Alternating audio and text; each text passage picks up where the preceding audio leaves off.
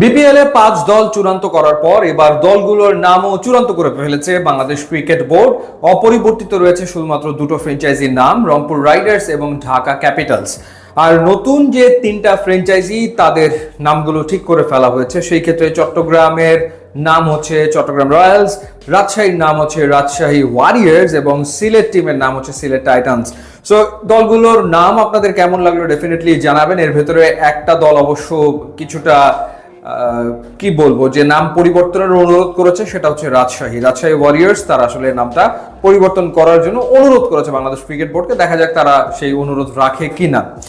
এখন আসলে দলগুলো ব্যস্ত হয়ে গেছে player, coach, team management recruit করার ক্ষেত্রে এবং অনেকগুলো নিউজ নিশ্চয়ই আপনারা পাচ্ছেন।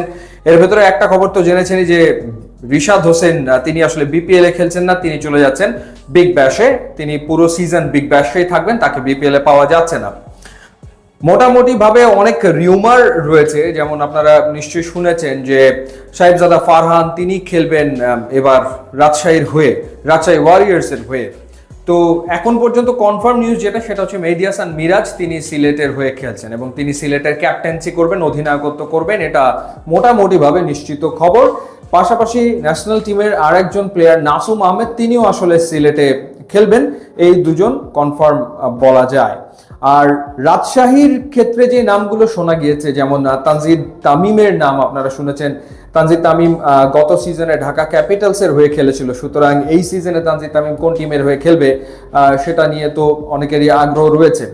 রাজশাহীর পক্ষ থেকে তানজিদ তামিমের সাথে যোগাযোগ করা হয়েছে, কিন্তু এখন পর্যন্ত ফাইনাল হয়নি।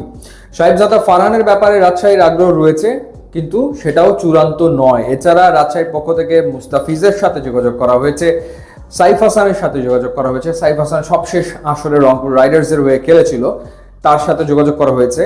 সুতরাং এখন যে বিষয়টা হচ্ছে সেটা হচ্ছে যোগাযোগ চলমান রয়েছে বিভিন্ন দলের সাথে।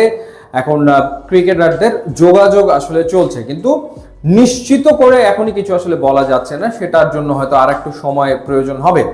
তো রাজশাহী একটা শক্তিশালী দল গড়তে চলেছে বা সেই উদ্যোগ তারা নিয়েছে।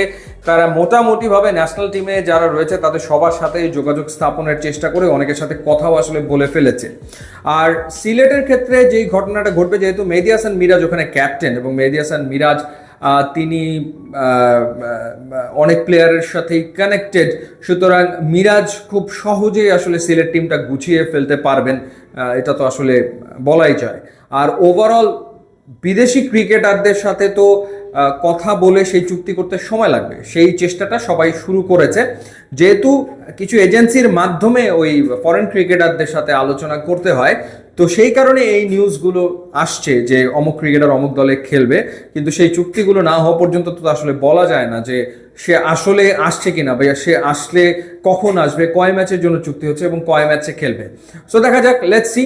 সো আপডেট তো পাওয়া যাবেই, তবে এখন পর্যন্ত এটাই নিউজ যে সিলেটের ক্যাপ্টেন মেহেদী হাসান মিরাজ, রিশাদ বিগ ব্যাশে, আর রাজশাহী তারা একটা শক্তপোক্ত দল গড়তে চলেছে।